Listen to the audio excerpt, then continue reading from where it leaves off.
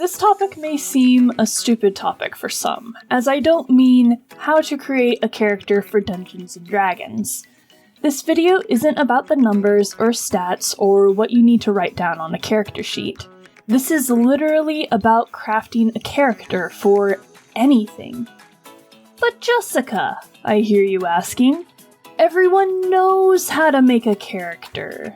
We've done it since childhood, making up pretend stories, little imaginary friends to run around our heads. What more could we possibly learn about making characters when it comes so naturally to us?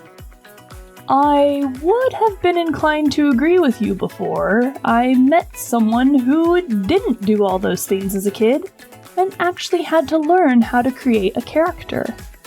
The fact of the matter is, character creation is a skill, and one that is used for storytelling quite often. You have to practice to become good at it, and create compelling characters for your stories, or for anything else you want to stick with others. So, buckle up, I'm gonna give you some unsolicited advice on how to create your very own character. And maybe for those who do have a ton of character creation power, you'll be able to learn some different ways to think about your OCs or book characters to give them more depth and relatability through these tips. We'll be going through how I made my most recent D&D character, Garreth Bly, as an example throughout the video. And speaking of the Mothman, let's talk a little about what I'm drawing today. Today I'm drawing, you guessed it, Garreth Bly. This time without his wooden bug mask. I was going to use these pictures as a face reveal for the campaign that I'm currently in. I was going for a visual novel sort of vibe to the illustrations. However, I decided just to draw how he gets his mask taken off when it comes to it, instead of having these predetermined face reveals. So, I guess this is spoilers to those of you who follow Garreth Bly's journal entries that I have on my channel. Oh man. I hope I've already revealed what he looks like to the group before this video comes out. If you play D&D with me, skip this one, unless I've already leaked his face to you guys. Otherwise, whoops. To those who are still watching though, if you want to learn how Garreth finally reveals his face to the party, then please consider subscribing so you can hear all about it in one of his journal entries. Anywho, let's get started. Get out a notebook and pencil, you're gonna want to start brainstorming. Whenever I start character creation, I always start out by thinking what the purpose of the character is going to be serving. Are they going to be in a book of mine? What role in the book are they going to play? Is this a D&D character? Or is this just a character designed for fun? Knowing what purpose my character is serving helps me know how much time I should dedicate to fleshing them out. If I was creating a character to be a mascot of a new YouTube channel, I'd spend a little less time on crafting their backstory, unless that was what the channel was about. However, if I'm creating a character for being the main character of a book, I want to make sure I know them inside and out so I can write a more believable and likable main character for the reader. It is also helpful to figure out the purpose of your character so you can put limitations on design and behavior.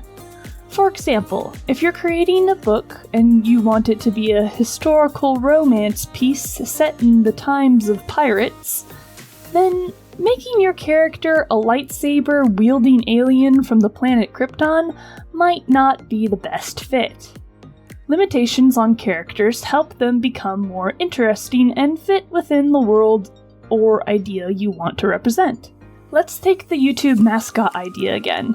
Let's say you want to create a gaming channel that focuses on retro gaming. Well, creating a character with retro graphics or stylized choices might be the best fit for your character. Try pixel art to represent them, or fun retro designs and patterns. Let's be honest, a hyper-detailed drawing of a realistic-looking sock puppet might not be the best fit for the kind of channel you want the character to represent. When I was making Garreth, my purpose for him was to be a Dungeons & Dragons character.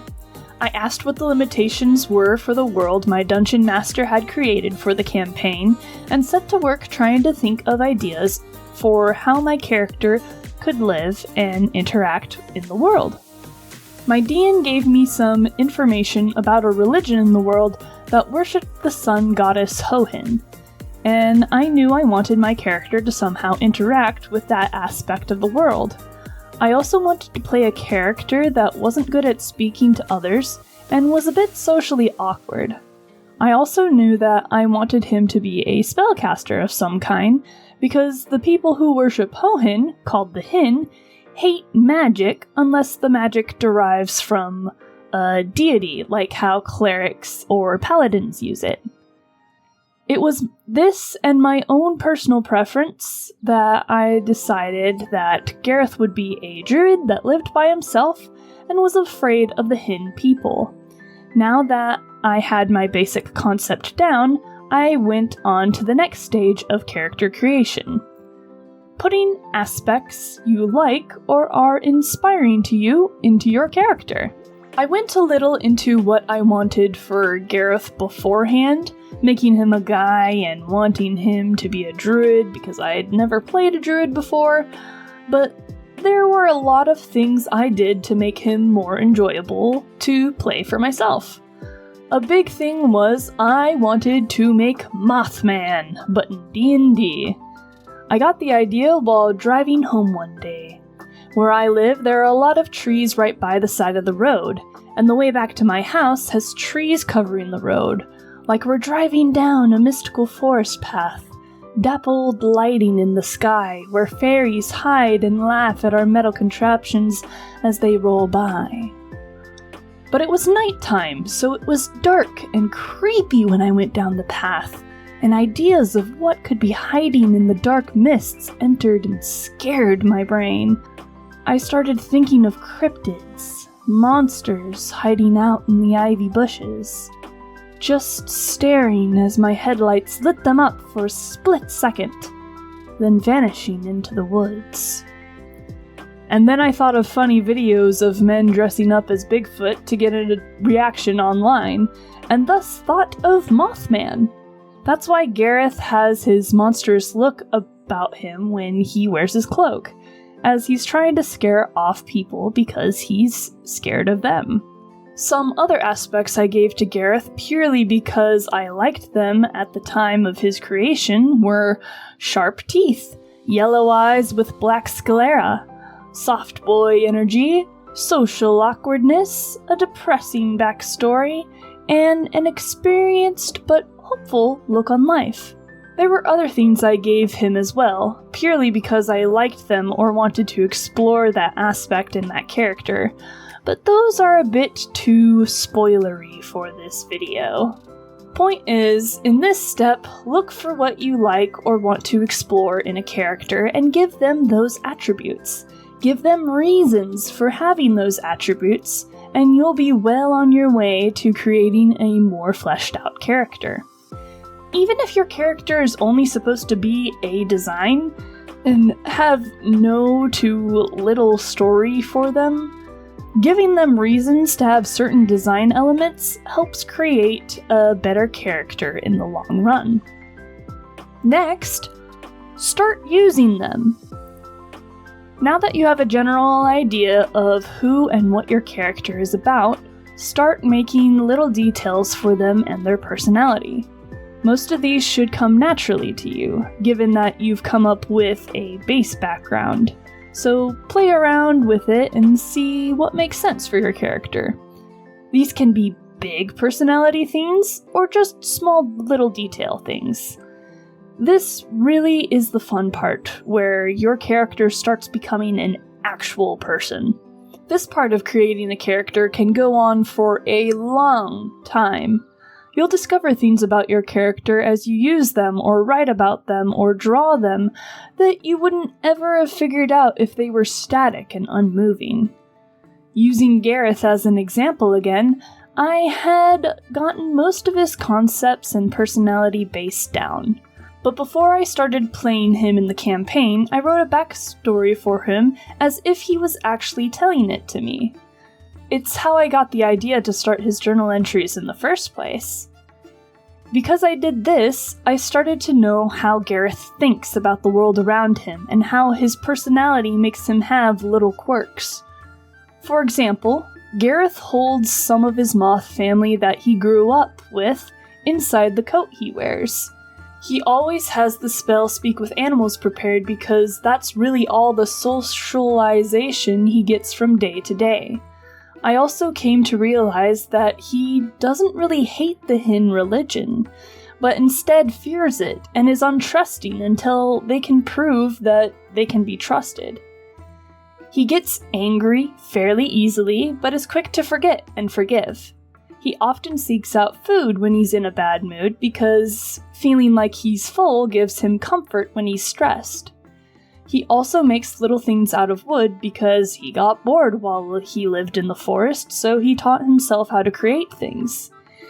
He also is an observer most of the time, wishing he could join in on society, but fearing what others would think of him. The only time he does get involved in something social is when something wrong is going on, or something that he feels is in the wrong. I've learned all this over the course of playing him and writing using his voice. Using a character for their intended purpose after creating them informs us a lot about what the character is like. And this goes for characters that are made for a simple purpose as well. Even though you might never get more in depth than this character plays video games and rage quits at the end of each video, they still have some hidden personality that will shine through over time. You may not have to keep track of all those personality quirks like a writer, illustrator, or Dungeons & Dragons player might have to, but they will show more growth in character as they are used simply as well. Last step is to make sure your character has flaws. Now, this last step might not apply to you. Sometimes flaws don't have to be decided upon, they just come up naturally as you use your character. This is especially true if the character is not used for some sort of story. However, if you're planning on using your character at all for some sort of storytelling device, they have to have flaws. And I say flaws plural because the only characters that are interesting that only have one flaw are super powerful villains in stories. Don't believe me? Superman is supposed to be pretty much an all-powerful good guy, right? The perfect hair, the perfect body, the perfect temperament, the perfect hero. Looking at him, you'd assume that he would have one flaw, or maybe none altogether. That's where you'd be wrong. He has many flaws that make him an interesting character. Kryptonite, for one, can reduce him to paralysis in the best of times. And when not on Earth, he could lose his powers as well, as the radiation of our yellow sun is what gives him his superhuman abilities, at least in some versions of Superman. In other cases, his X-ray vision cannot see through lead, and it is explored that some forms of radiation not from our sun can severely weaken him. In the comics where Superman turns into a dictator, a flaw in its own right that he'd even have the notion to become such, it is shown that he is susceptible to drugs. There's a whole thing with Scarecrow and fear gas. I won't get into it. It also seems that high-voltage electricity can sometimes stun him, as well as sources of magic. Mind control and life-threatening diseases can effectively turn Superman against his fellow superheroes and make him fight on the side of evil. But the biggest weakness Superman has throughout all the comics and series is that he has human emotions. He gets angry, he makes stupid decisions, he gets scared. And thank goodness he has this weakness, because that's what makes Superman such an awesome character. Despite being Kryptonian and from an entirely different planet, he feels human, and that's relatable to us. Which is why, if you're going to create a relatable character that doesn't feel like some sort of monster of the week, you got to give your character flaws. Garreth has a lot of flaws. For one, he can't sing. He can carry a simple tune, but that's about it. He also thinks way too much about what others think of him. He constantly feels like he has to stay aware of people around him, and that can cause him to feel stressed and tired when he can't find some alone time or be with friends he trusts. He's also poor with his words when he speaks, so that gets him into trouble when he gets himself into speaking situations. Even when he rolls a natural 20 on persuasion, the effect is going to be clunky at best. He also doesn't know a lot of things outside his forest. Granted, he did spend some time in cities and knows enough to be able to function in them, but the world at large, news, politics, certain words to describe things, sometimes whole concepts, are lost on him. He's also very protective of his friends, and some might say overprotective. He doesn't know about correct boundaries yet. He's already threatened to chop off the finger of one of the other characters because she put on a cursed ring and can't take it off. Garreth is unsure about the ring, and it makes him frightened that it's hurting his friend. So, in his mind, it's easier to just get rid of the finger with the ring on it and heal that once than for it to continuously hurt his friend. That sort of backwards thinking is another flaw of his, but it makes sense because he grew up in a survive or die sort of way. Hurting things are not good, so get rid of them. These flaws in his thinking and personality is what makes Garreth an interesting character. He's not good at everything. He's not supposed to be. That's what makes him a good character. Lastly, I have a tip for you all who want to make characters, but are scared to do it or just don't know how. Try your best and have fun. Listen, you're not gonna make Superman on your first try. This is not how this works. Character creation is supposed to be a fun exercise in imagination and creation, and I'm sorry to say it, you're going to have some major flops and Mary Sue's your first time around. That's okay. Creating anything is a process of learning what you like and what you enjoy and practicing your craft until you're good at it. Whether that's singing, drawing, storytelling, writing, map making, playing football, horseback riding, or video game creation, it all takes work and practice for those hobbies to become enjoyable and something you love to do. Am I making character creation sound like it's a skill on par with playing football? Yep. Why? Because just like there are professional athletes out there that get paid because they practiced and practiced and practiced, there are character creators that get paid for creating characters for people because they practiced and practiced and practiced. Just look at any sports mascot, for goodness sake. But you gotta start small. And bad at first. That's just the way things are. But just because they're bad at first doesn't mean you can't have fun with creating them. I still have some of my first characters that are objectively bad characters in my brain, because they're special to me, and they were fun to create. I hope I helped give you some inspiration or another way to look at character creation.